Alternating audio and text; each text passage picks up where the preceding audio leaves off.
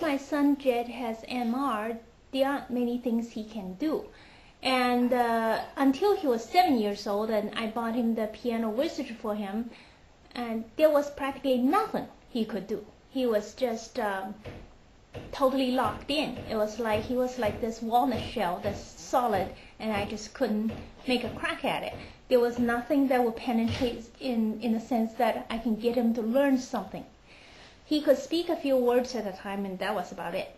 So I bought him the piano wizard, and he practiced it and practiced it. And as I watched him, I noticed that he is learning various skills from it. Not only that is he learning to play the piano, but he's also learning to perform a task, to keep at it, to pay attention, to concentrate, and to get it done. Now that is very important, particularly because of his mental retardation, because with other kids, you can teach them to do 1,000 things and learn discipline and concentration that way. With MR kids, they can't do anything. So how do you get them to learn when they can't have anything to learn with? So the piano wizard became a lifesaver in that sense, is that it started him on the track of being able to concentrate and perform something and feel a sense of pride that, oh, I got this song done, and then I got that done, and I'm doing it totally on my own. So before I bought him the piano wizard, I tried him on, for example, the Legos. And I bought him, he was 7 years old, I bought him the Legos that was designed for 3-year-olds. They were like 7 or so big chunks. You put it together to make a train. I tried and tried and tried, yet couldn't get it. Now after he started playing the piano for a while, he was about 8 years old, and I bought him another Lego set for 4-year-olds. And I decided to try him on Legos again.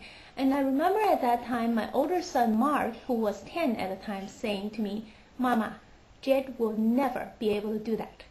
And Mark wasn't just being pessimistic. Things were not looking very bright, really. The only thing Jed could do was play the piano, and that was a huge plus already, and here I'm getting greedy, right? But I thought I would just give it a try, and I showed Jed how to do the Legos and look at the picture instructions, and surprisingly, he got it. He was able to put the 4-year-old set together. So that opened up a whole new venue that I think the piano wizard has a lot to do with it, because it taught him how to concentrate and to perform a task and steadily pay attention to it instead of take a hike every 5 minutes. So he was able to do the 4-year-old Legos after a lot of practice.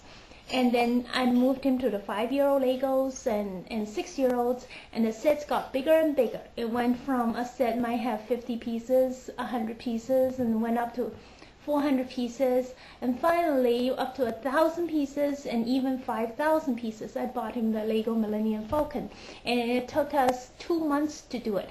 He did 90% of the work, and he was quite pleased with himself.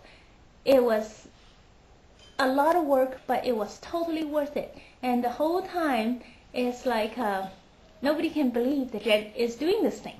But it's because the big Lego set is just made out of tiny Lego sets, a small chunk at a time, and I would have to double check him every step of the way. But he will do almost all the work.